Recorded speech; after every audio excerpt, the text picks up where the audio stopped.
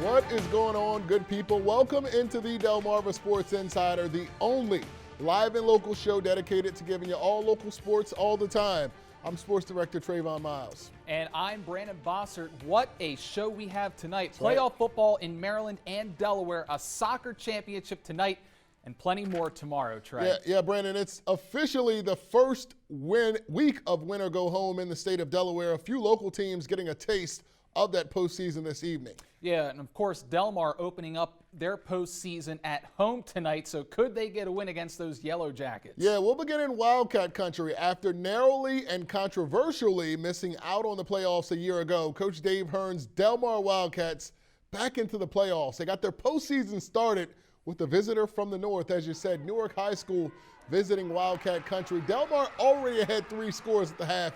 Third quarter, a freshman, Isaiah Holbrook, picks off a pass, goes 33 yards to the end zone for the pick 6. You think the team was fired up for their young guy? Take a look at the response on the sideline. Oh, that's absolutely. pretty cool. Later on, the Wildcats just continuing to pour things on. Fake inside the full pack. The dive goes to number 1 to Kai Huggy, and he finds a big crease to basically walk into the end zone there. Delmar up 36-0.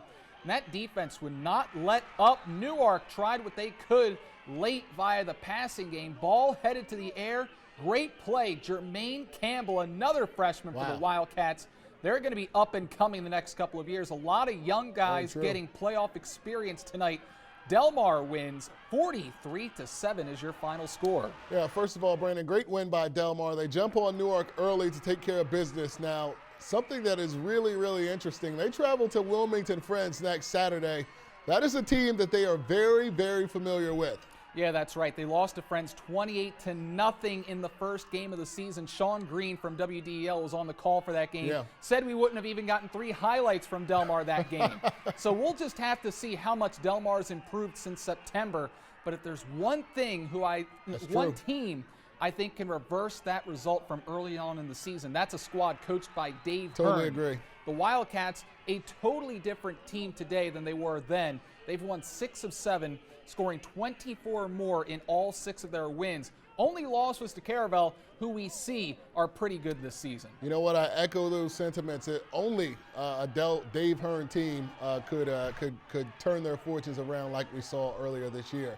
There was only one other game going on in Lower Delaware. It was the opening round matchup in Class 3A. Last week, Brandon, as you know, I mistakenly predicted that Caesar Rodney wouldn't go to the playoffs, not knowing that all of Division III would indeed be invited. It's okay. It's a brand new season, a brand new realignment. Central's been down this year with a 5-5 record, yet they still had a chance to defend their state title, hosting winless CR in round 1. As I noted, the champs have been down this year, but they brought the defense tonight. On the little toss out here, option play, John Abbott with a big-time stop on 3rd down. Well, these two teams matched up just last week in Camden. Central won by 36. Well, what if I told you they tried to match that tonight? Christopher Shields crossing the plane for the game's first score. Shields' big night would be far from over. A few minutes later, knocking on the door again. They give it back to 23. He's throwing up the deuce for another score. He had over 90 yards and 3 total touchdowns tonight, and that Central defense all over CR. The Champs played with a little swag. I'm not even going to lie. They had some swag in the air tonight. I don't know if it was just who they were playing, but Sussex Central opens up their first round opening matchup, winning 34-0. Their consolation, traveling to Salesiana next week. Yeah, we know what happened last time that these two teams met. Yeah, very tough. All right, so there are a few other teams that will be in action tomorrow in first round play. The first is Sussex Tech. They are back in the postseason. They will travel to take on Tower Hill. And one more game to get to in Delaware tomorrow night. Cape Henlopen going just 1-9. Yikes. They are the 10 seed. They the travel to Bear to play Appoquinimink tomorrow night. So, Trey, we have 2 games in Delaware tomorrow. Where do we stand on those games? How do we think they're going to finish out? You know what? How about this, Brandon? I got all our teams winning. I got Sussex Tech winning. I got Cape over Appo. Do I really have Cape over Appo, though? I guess I already put it out there. Yeah, Trey, I don't think Cape has much of a chance here. These two teams played just 3 weeks ago. Appo won by 4 scores. They're going to get it done. All right, we'll see about that, Trey. We'll revisit the tape next week. I expect the Vikings to fall by about the same margin. There's really nothing that we've seen from Cape Henlopen to expect a different result. I agree. Now, as for Sussex Tech, I think they can make some noise in the playoffs in the 2A this year. Tower Hill, very one-dimensional on offense. As long as Tech can stop that ground game, they have a very good chance of moving on. I'll take Tech by 6. Yeah, I think Tech has a really good chance to win this game tomorrow as well. All right, let's move on to another quarterfinal in play out in Maryland. Let's start with the Kent Island Bucks. They came in as the 2 seed up against 7 seed Frederick Douglass out of Prince George's County. Kent Island defense coming out strong. First quarter, the Eagles fumble and KI falling on top of it. Hey, let's Bucks get it. try to take advantage of the field possession. The field goal is up and no good. So we are James scoreless Gardner, after buddy. 1. Now, just before the end of the first half, Douglas back. Vincent Oliver takes it in for 6. 2-point conversion. No good, though. Douglas ahead 6-0 at halftime. In the third quarter, Oliver once again catching KI snoozing here. Takes it 83 yards to the house. That's tough. We haven't seen him do that all year. By 2 scores for the first time all season. They actually had a chance to take the lead, but squandered it on a late turnover. Kent Island falls 20-14. They got behind early. They just couldn't dig themselves out of that hole. Yeah, very uncharacteristic night for Kent Island. We haven't seen them give up runs that long all year, and it does not happen often. All right, a few other scores from tonight. The first, Decatur, we did not get that video, but we do have a final score. Decatur's season comes to an end tonight in Calvert County to top seed Huntingtown. This was actually a scoreless game at the half. Third quarter, Decatur was knocking on the door to tie and possibly take the lead, but a false start penalty drops them back to the 6-yard line, and then an interception deep into the red zone happened before things begin to unravel. So football is a game of inches, as we know. Decatur just a couple of inches short there from getting a tie and a potential lead on the road late in that in that second half. And in Baltimore City, another great run coming to an end. Bayside Coach of the Year, James Jackson, and his Colonels, the best season in school history, comes to a close at the hands of Edmondson. So congratulations to all 3 of our Bayside teams whose years finished up tonight.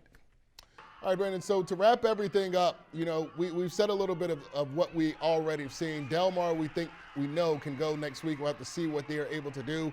But a lot of blowouts tonight in Delaware. What do you think about that?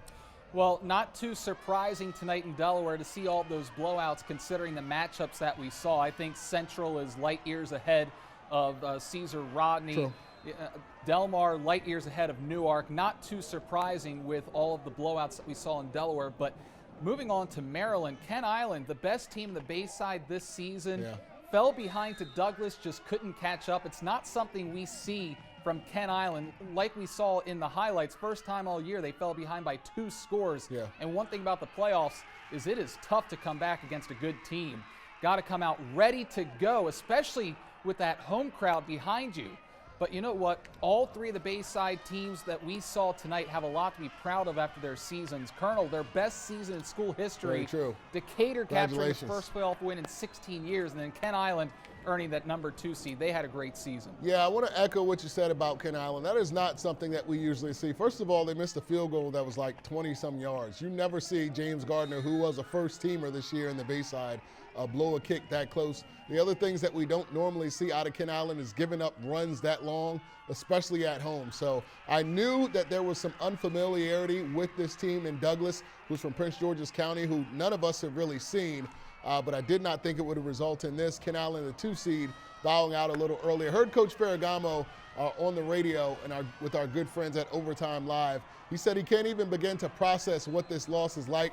All he's focused on is his kids. I'm sure Coach James Jackson and Coach Jake Coleman feel the same exact way. It's a tough way to go out, but it always has to end this way most of the time. I also want to say something really quick, Brandon. Let me get this straight. Delaware makes the divisions to avoid blowouts, just to have blowouts in the first round of the divisional playoffs. Did I get all that? Well, you know what, Trey? That's what happens when you invite every single team to the tournament in Class 3A. I don't understand why you have an open tournament. Makes the regular season just meaningless in my eyes. And then you've got games like Caesar Rodney going to Central and getting blown out when they didn't even deserve to make it to the postseason in the first place. Whew. coming with the heat tonight. Tell them how you really feel. All right, that's going to do it for the A block. We're taking a quick commercial break, but when we return, Bennett boys soccer team looking to bring home a state championship in action across the bridge. We've got those highlights coming up next when the Delmarva Sports Insider returns. Hi, my name is Jalen Warner, and I play running back at Delmarva High School, and you're watching Delmarva Sports Insider.